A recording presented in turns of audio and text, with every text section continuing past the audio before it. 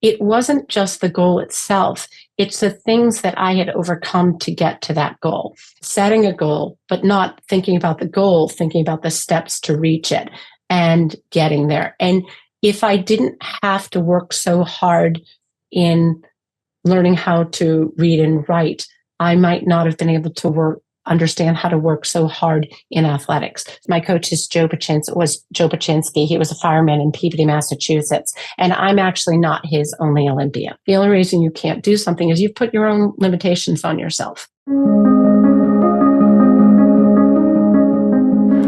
Welcome back to the Zarlingo Foundation Unlocking Learning Disabilities podcast. Today we are joined by Molly Sliney. She was a foil fencer at the 1988 Olympics in Seoul, Korea, and the 1992 Games in Barcelona, Spain.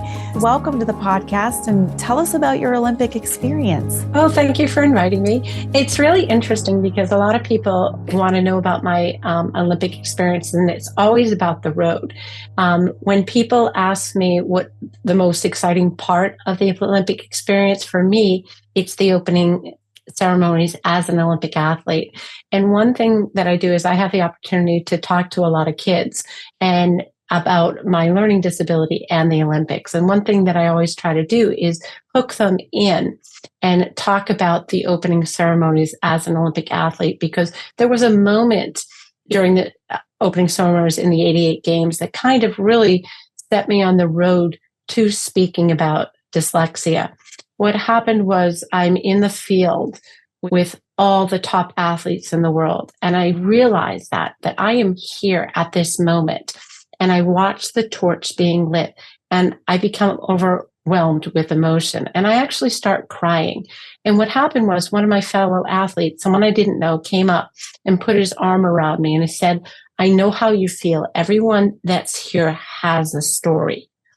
And it's interesting because one of the things that everyone talks about is these big accomplishments. Mm-hmm. And it's not really the accomplishments, it's the road to get there. Mm-hmm. That moment when he put his arm around me and realized I had reached this goal, it wasn't just the goal itself, it's the things that I had overcome to get to that goal. And that's one of the things that I really try to talk to kids about is I would not change anything. When I first started speaking, I used that experience and I talked to the kids and I talked about my dyslexia. And one kid at the very end said, "Do I ever wish that I wasn't dyslexic?" And there's these moments in time, like when that man put his arm around me, and this moment in time when the kid asked me that question. And it really hit me that I wouldn't be who I am and I wouldn't have been able to do what I've done in life without those obstacles. So explain, so you're dyslexic and you're an Olympic athlete, and those things had to come together at some point, one affecting the other. Tell me, how did your dyslexia influence your ability to do athletics, or, what's the connection between those two things? So it's a couple of different things. Fencing taught me, and sports taught me and gave me all these different skills that I didn't feel like I could get other places. But once I realized what those skills were, I just reapplied and reapplied and reapplied. And I think that's the beauty of sports. It's learning how to deal with these things and then readjusting and applying it to different things. There's a moment in my life where I was talking about making a world championship team. And I was talking to someone and I'm like, "Oh my God, I want to make this team. I want to make this team." And she said, "Well, you're making it too difficult." And I'm like, "Wait a minute, to be an elite athlete is difficult." And she said, "Sometimes it's just the way you approach it." And she talked about like, well, if you had a goal of changing a light bulb, do you just change a light bulb if it's high above you? She's like, think about it. You have to get a ladder.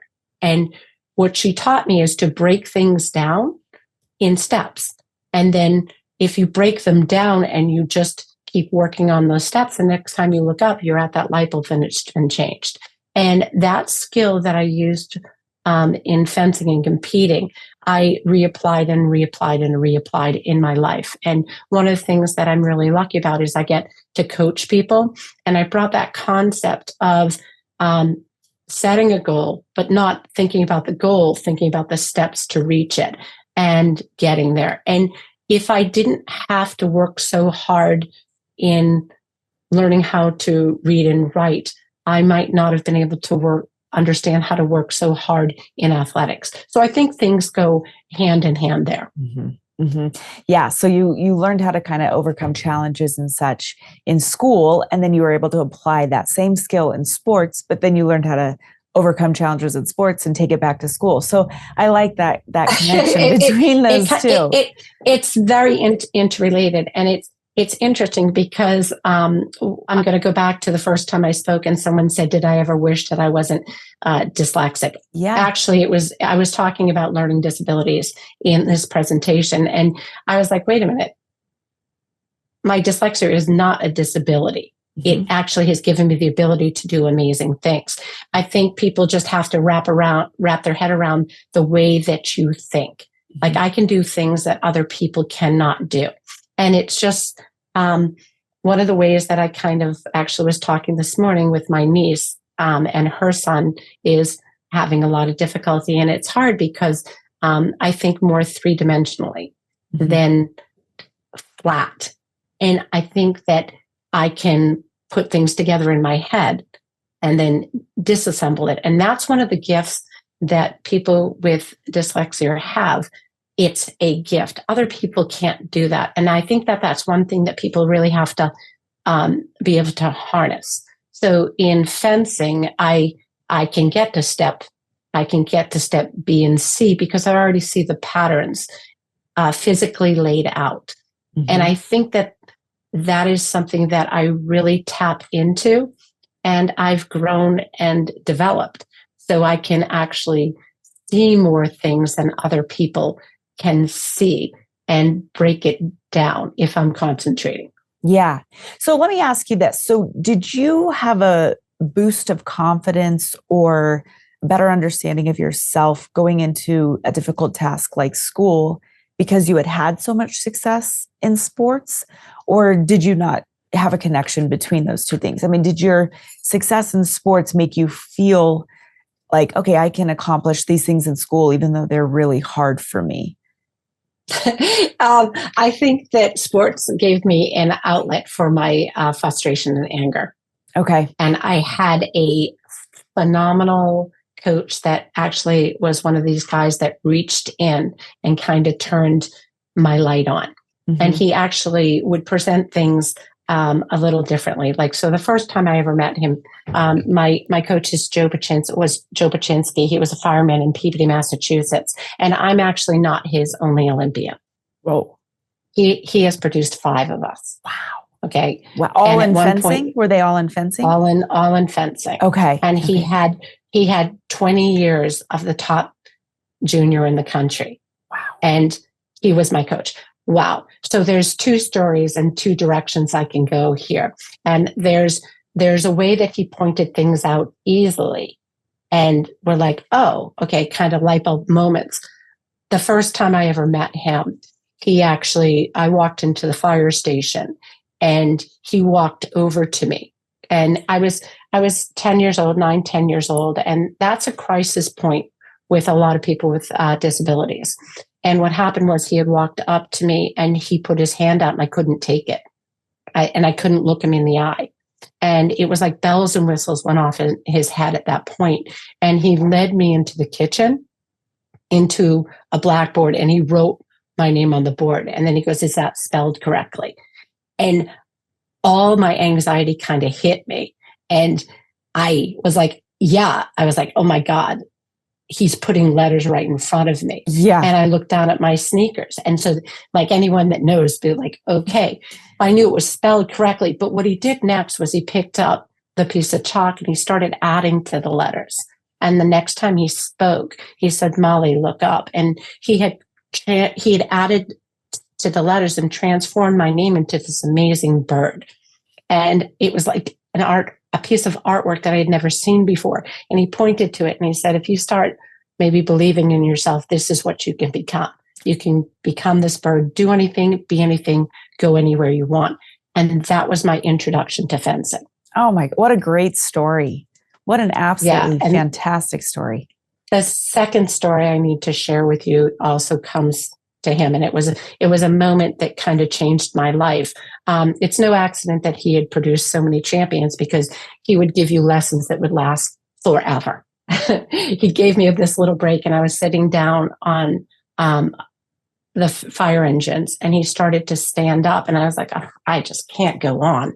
I just need to sit here for a little bit. And I came up with this great idea. If I got him talking, I would just sit there. And I was like, hey, Joe, what was it like when you used to fence? And he turned to me and he said, I've never fenced before. And I was like, wait a minute. How can you be one of the best coaches in the country? And that's the day he shared his story with me. What happened was his niece had come to him and wanted to learn how to fence. She had just moved into the area and she couldn't find a coach. So she went to her favorite uncle and asked him. And what he did was he went to the library and he checked out every book he could on fencing. He read, he watched, he taught. He read, he taught, he watched.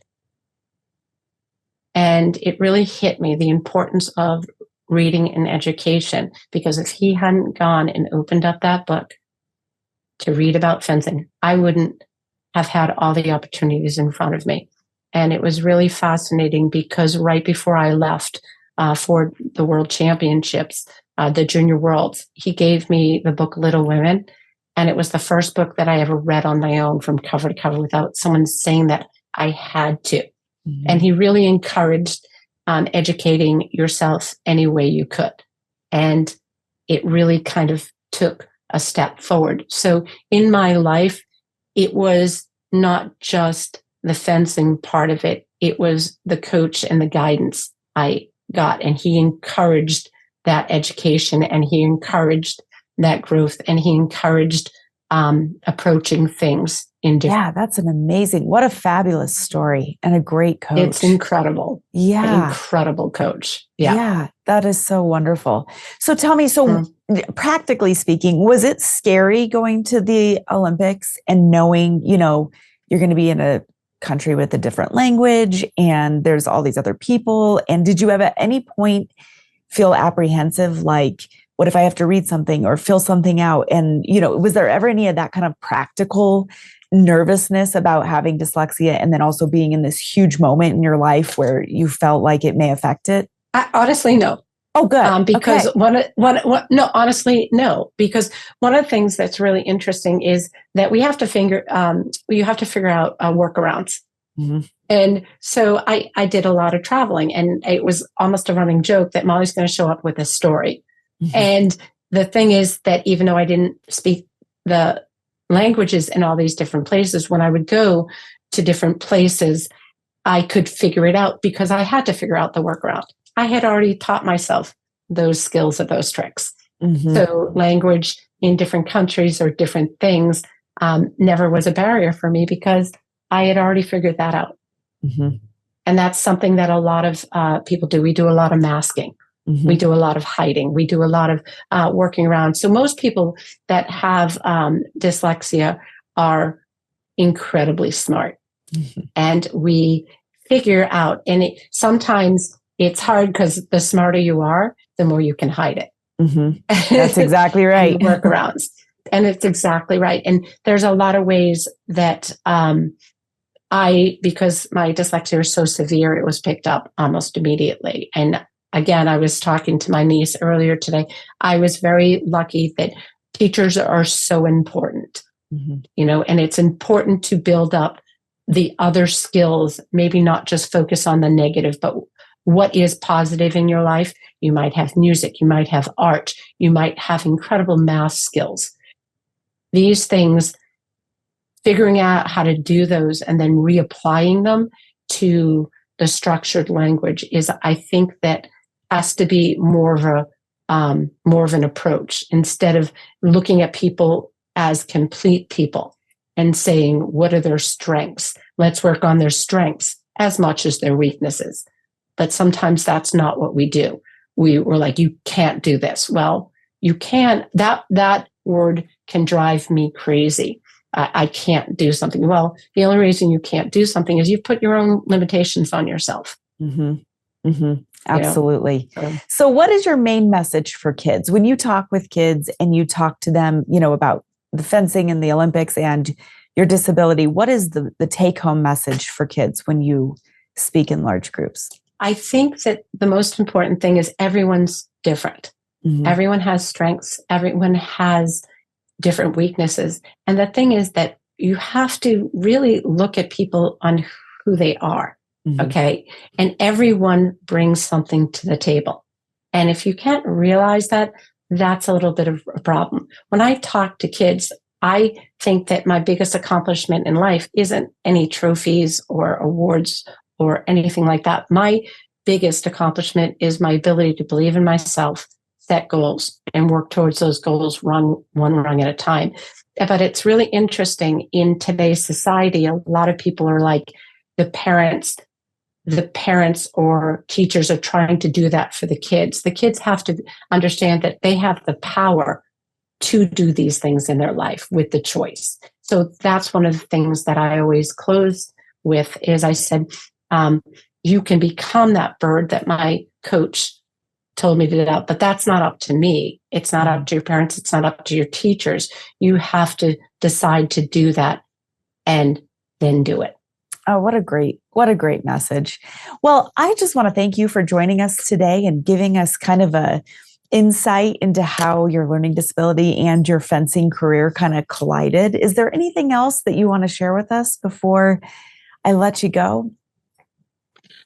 I think that more people need to tell their stories. I think what you're doing with this podcast is that when kids are in that crisis situation, that they don't always see the way out, mm-hmm. or they don't see where they can be. And I think that more people need to share their stories like you're doing. The reason I came on here is because if sometimes you can feel like it's just me, and it's not just me. Mm-hmm. I think maybe people need to stop and ask people a little bit about their journey to get places. Mm-hmm. And maybe there's a little more understanding, and you can take that information and add it to your life. Mm-hmm. What a wonderful. So thank you for this. Thank you for this podcast. Yeah, no, and thank you for sharing your story. I know that sometimes it can be hard to talk about, but I think the more people talk about it and they just tell what happens in their life and how they got to where they were, the better it is and the easier it is for someone else to say, oh, that happened to me too, and that sort of thing. So thank you again for joining us today. And I really appreciate you coming on and sharing your story. Oh, absolutely. All right. Thank you. Thank you.